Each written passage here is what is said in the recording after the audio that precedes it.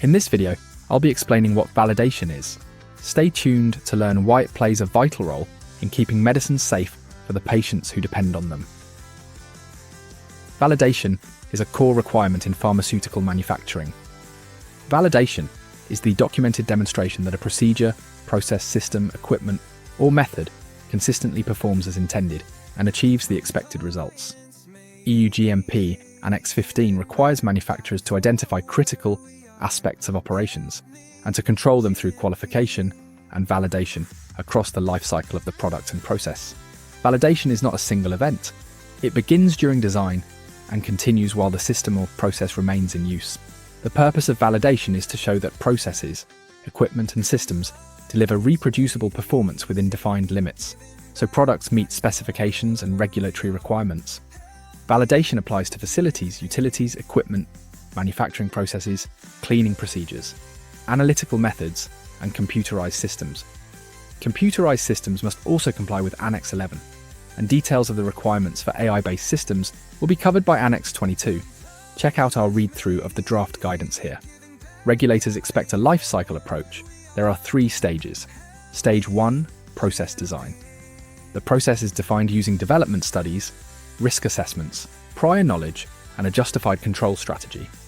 Bespoke equipment design is qualified using a process known as design qualification, or DQ, where the proposed design is compared to the requirements of the user requirement specification. Stage 2, process qualification. The designed process is confirmed in the manufacturing environment. This includes equipment and utility qualification, such as installation qualification, or IQ, operational qualification, or OQ, and performance qualification, or PQ, and demonstration that the process performs as intended at scale. It is necessary to ensure each stage is completed successfully before progressing to the next phase of qualification. Stage 3, continued process verification. Once in routine use, ongoing monitoring shows the process remains in a state of control. Trending of critical parameters, review of deviations, and evaluation of changes are required. For equipment, this may involve periodically repeating the performance qualification protocol. For qualification of equipment, utilities, facilities, and systems, Annex 15 sets clear expectations. A user requirements specification and design qualification are followed by factory acceptance testing, or FAT and/or site acceptance testing, or SAT when appropriate, then IQ, OQ, and PQ. Each step uses predefined acceptance criteria and documented results.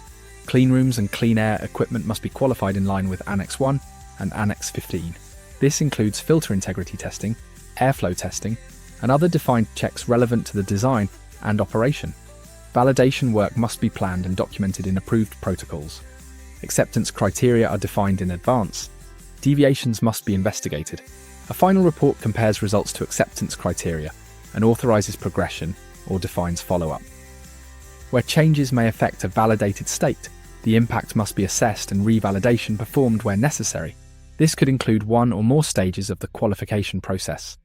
Inspection reports frequently identify validation deficiencies.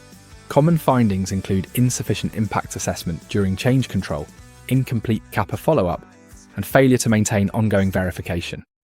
Published MHRA datasets show these themes. Without robust validation and qualification, the consistency of performance cannot be guaranteed. We all rely on the consistent operation of the equipment and processes used to manufacture our medicines. They're the foundation of any pharma equipment lifecycle. The whole validation process should be defined in a validation master plan. To find out more about what that includes, check out this video now. Compliance made easy.